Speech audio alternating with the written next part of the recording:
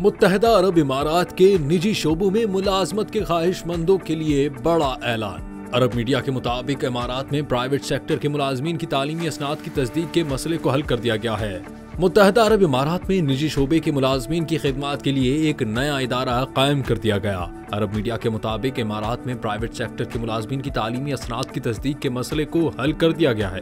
इस सिलसिले में एक नई डिजिटल सर्विस का आगाज किया जा रहा है। ये सर्विस उन मुलाजमीन के लिए है जिनके पास किसी और मुल्क की तालीमी असनाद हों। ताहम मुस्तकबिल करीब में ये सर्विस मुत्तहदा अरब इमारात में जारी शुदा डिग्रियों पर भी लागू की जाएगी। मुत्तहदा अरब इमारात की वजारत इंसानी वसाइल की जानिब से जारी बयान में कहा गया है कि इस डिजिटल सर्विस का मकसद मुलाजमत के अमल को मौसर, तेज और मुस्तनद बनाना है।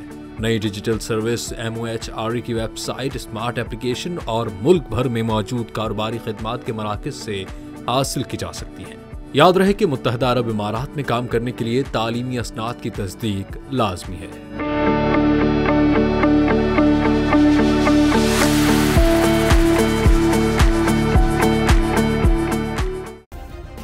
सब्सक्राइब करें और बेल दबाएं ताकि कोई खबर रह न जाए।